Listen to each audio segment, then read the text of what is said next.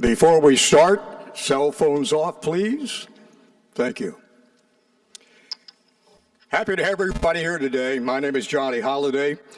A very special day at Xfinity Center for a very special event as we enter a new and exciting era of Maryland basketball. On stage today is University of Maryland President Darrell J. Pines and the interim Barry P. Gossett Director of Athletics, Colleen Sorum. And you'll no doubt notice a new face on stage today with us, a face and a name that's going to be synonymous with Maryland men's basketball for many, many years to come. To get us started today, I'd like to welcome to the podium the interim Barry P. Gossett Director of Athletics, Colleen Sorum.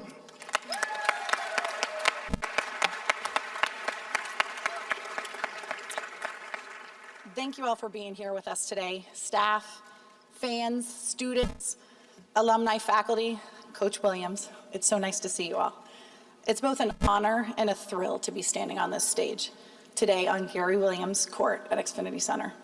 President Pines named me interim athletic director just 10 days ago, and what a 10 days it's been.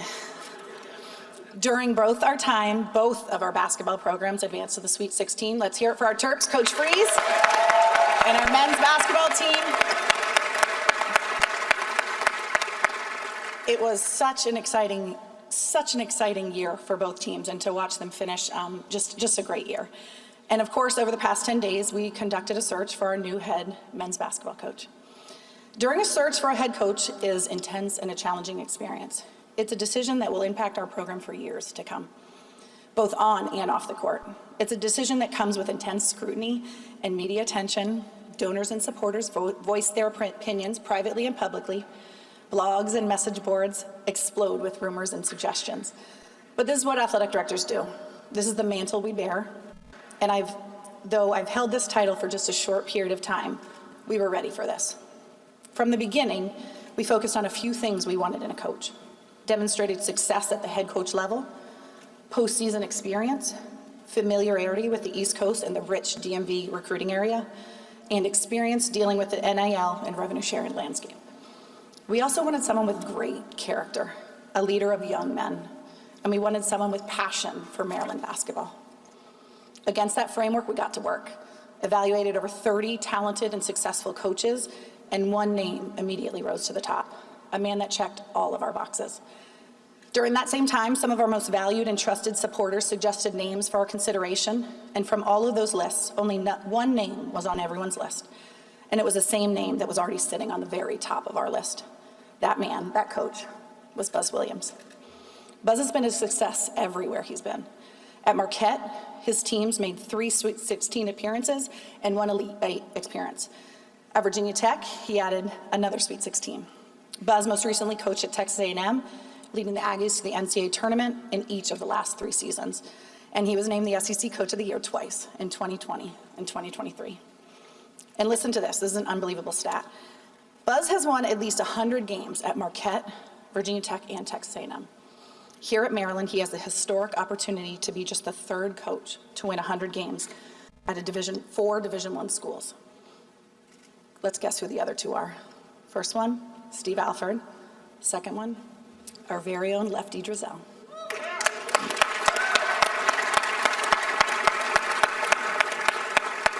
So this is a historic hire for the University of Maryland in more ways than one. His success is undeniable, but so too is his infectious energy and his dedication to developing young men. He is committed to doing things the right way. He is committed to providing a high standard of leadership, and he is dedicated to personal responsibility and accountability. Buzz Williams is a good man. He's also a family man, and I want to acknowledge his incredible family here with us today. His wife, Corey, his 2 daughters, Zira and Addison, and his 2 sons, Calvin and Mason. To all of you, welcome to the Maryland family.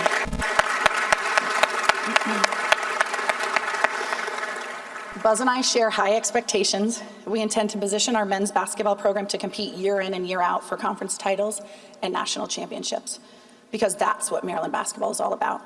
We will provide the resources Buzz needs to win, and we will win.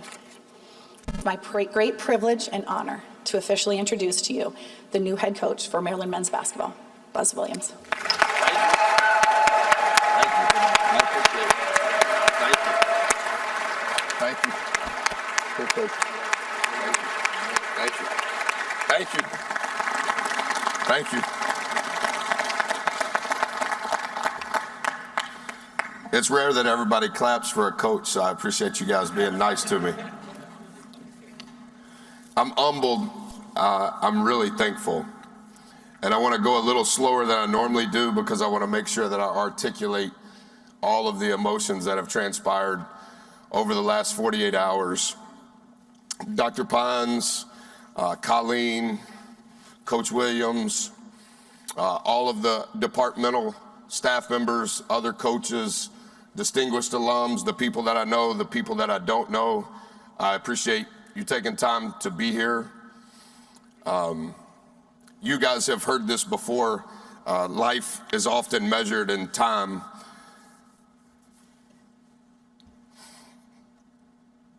But it's remembered in moments.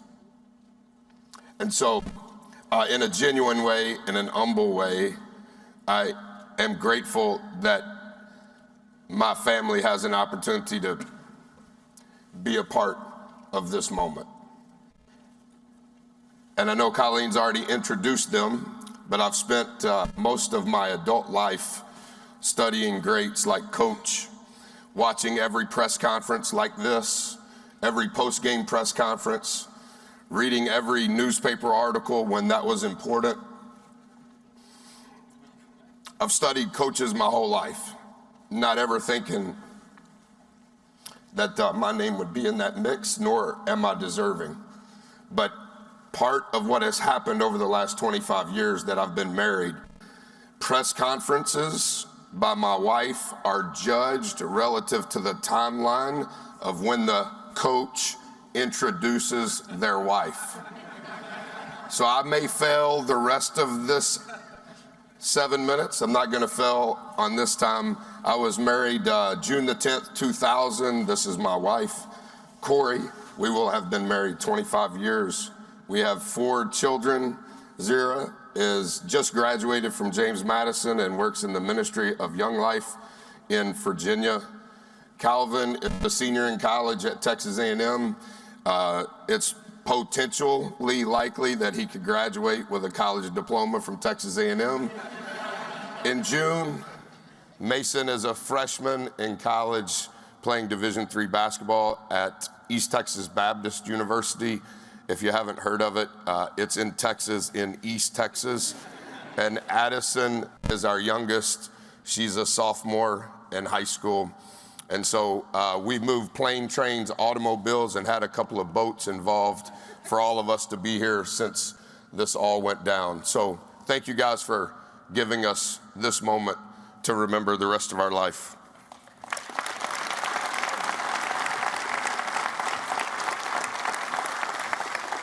It's you guys know differing pieces and differing levels of this, and everybody has different opinions on what's right, what's wrong, what it should be like.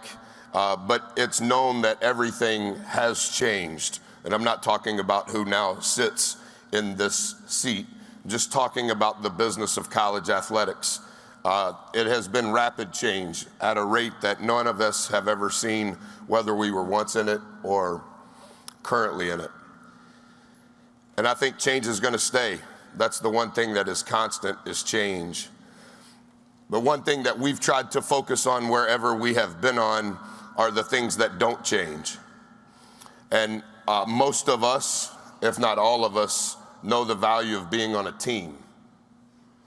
And how team, whether it's basketball, whether it's football with Coach Loxley, whether it's women's basketball with Coach Freeze, being on a team, there's something that doesn't change.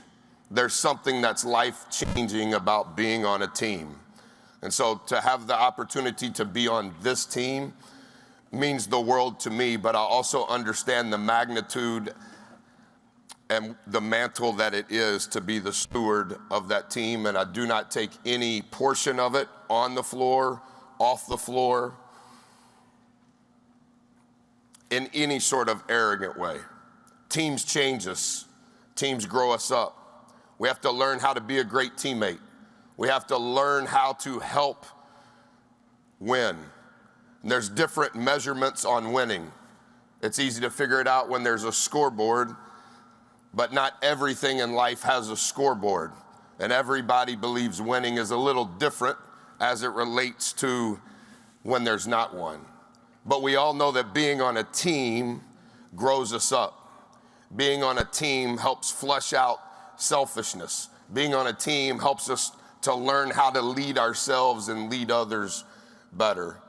And so of all of the change that's happening in college athletics, some of which we have good things to say, some of which we may have differing thoughts on, we can spend ad nauseum time on that.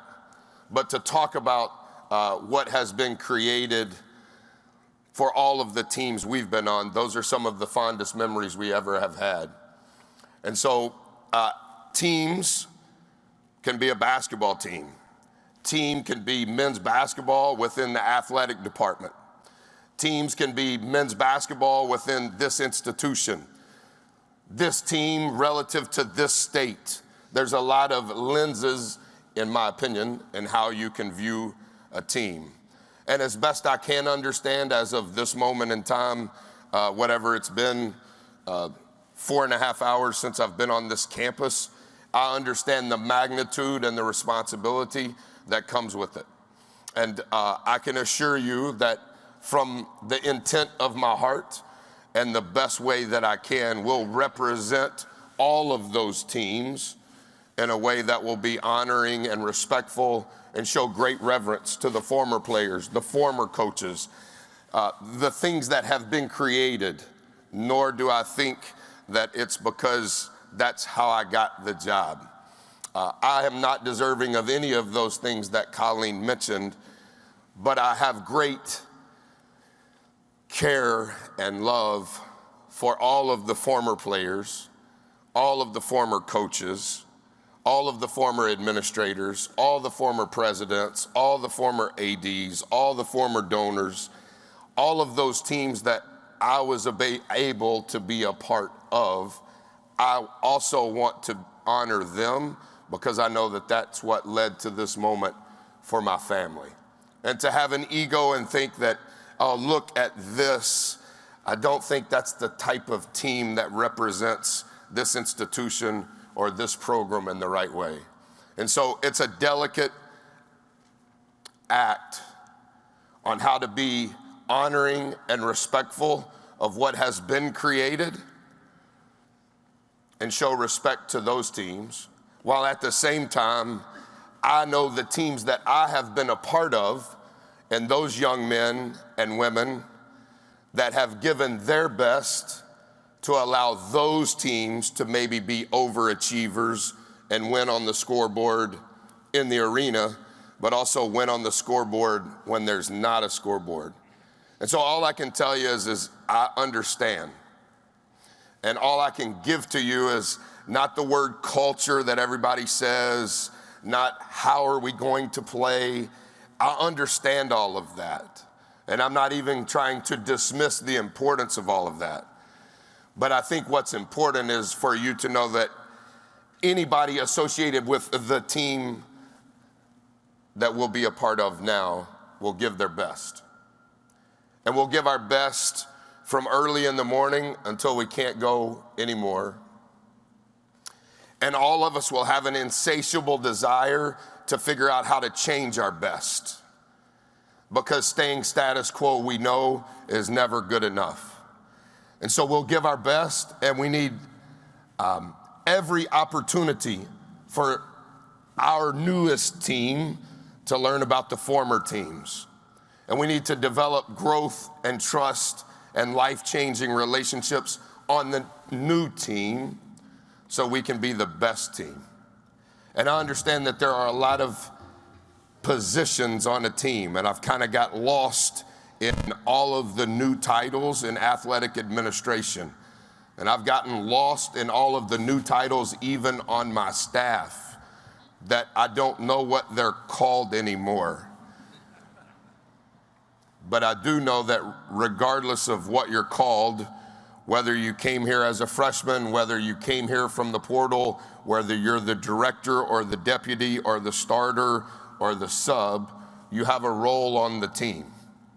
And we want to do our best to play a role on the team represented in this arena, represented on this campus, represented in this department, represented in this institution. And of all of the boring press conferences that you've listened to, all I can tell you is I'll try real hard. And the intent of my heart will not be selfish. And the intent of my heart will be to be the best that we can be to represent all of the teams. And so thanks for changing the itinerary of your day. Thanks for caring about the program, otherwise you wouldn't be here. And thank you for allowing us to have a seat on Team Bus One on what this new team is going to be, and feeling as though what we believe in allows the next team to grow and be our best. Thank you guys very much.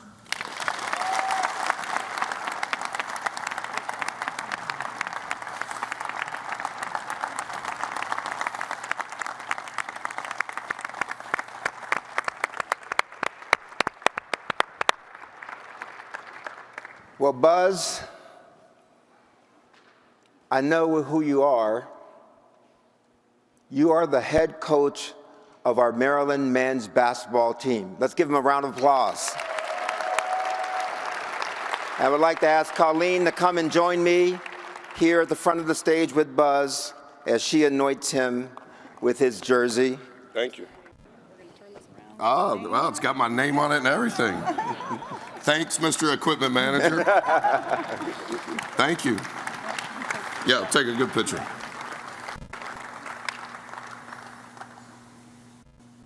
Guys, I met Mackenzie. This is Mackenzie. She's on our team, and she's the photographer. And she's never been in a media guide, but she will be going forward.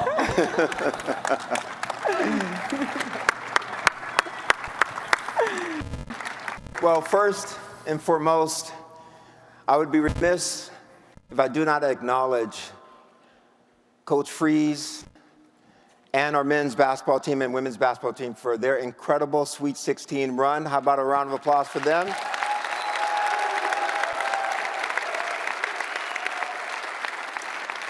It was an incredible job by both our men's and women's coaches, staff, players, and our fan base and our supporters.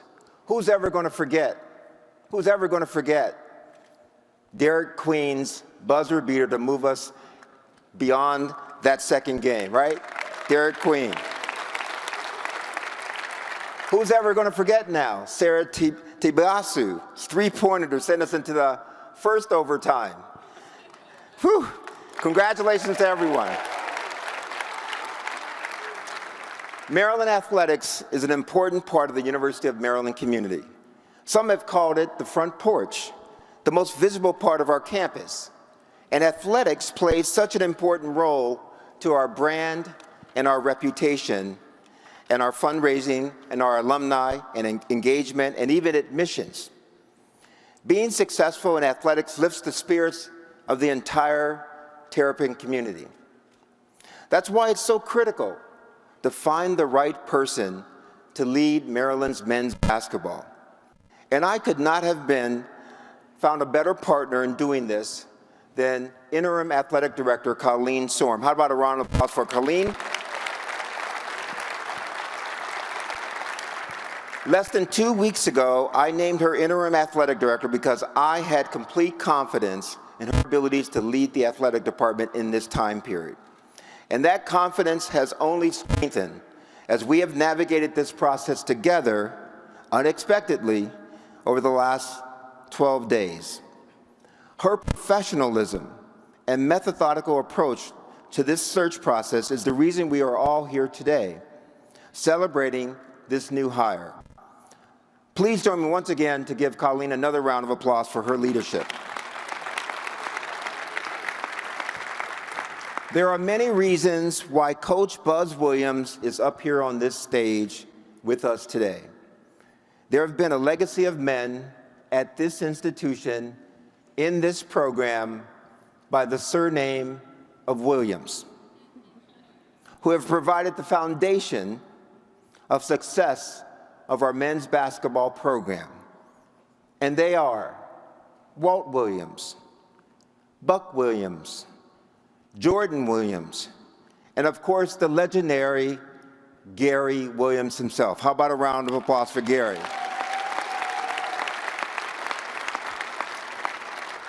So now there's a new Williams, but really there's a new buzz around campus.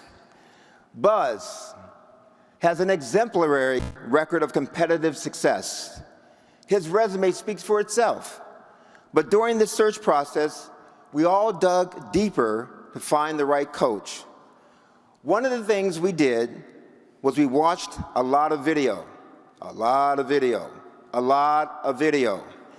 We watched Buzz as he coached, as he did interviews, the one you just saw. We watched him deliver speeches on leadership. He delivers speeches on leadership. He teaches courses at his past institution on leadership. And one of the videos we watched that made an impression on all of us, it really made an impression on all of us, was a video where he didn't say a word at all. Take a look at this video.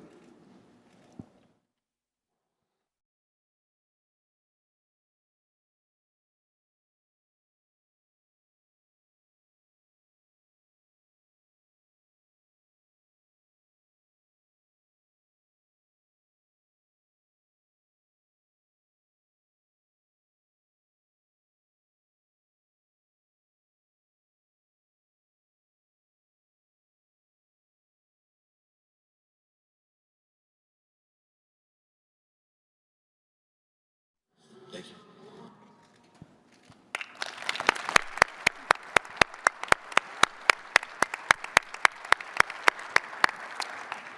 What a better testament to the man that is Buzz Williams than to hear it directly from one of your own players. That's proof of Buzz's demonstrated commitment to providing leadership and the development of student athletes. And that's why Coach Buzz Williams is the ideal coach to lead us forward here at the University of Maryland. We could not be more thrilled to welcome him to College Park. Buzz, welcome to the family. Welcome to the Terrapin family. Corey, welcome to College Park. Welcome to the Terrapin family. Zira, Addison, Calvin, and Mason, welcome to College Park. Welcome to Maryland. And most importantly, go Terps! Thank you, everyone. We're going to have time for a few press conference questions here from the media. If you have a question, please raise your hand. We'll get a mic to you. We'll start with Gene over here. Please introduce yourself, name and affiliation so Coach can see. Hey Buzz, Gene Wong, Washington Post. Good to talk to you again. I've seen you before. Yes, I've seen you before too. You mentioned change being a constant. Just along those lines, what is your vision of constructing the roster that figures to look a lot different from the one that we had this year? As soon as I can figure out who's on the roster, that would be the first place to start. I met with the team this morning. They were great. Colleen set that up.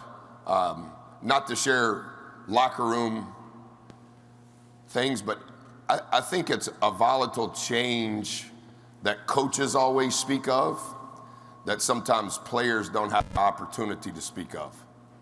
And so, without revealing anything that was said, nothing was wrong. I just wanted to give them a platform to give me advice. That was my question. They've been here. They've been through a lot of success. And the last few days, it's very unsettling. It's unstable. And so I gave them the commitment that I just mentioned. If I can help you, I'll help you. And if that means it's here, we'll figure that out. And if that means it's somewhere else, that's okay too. I think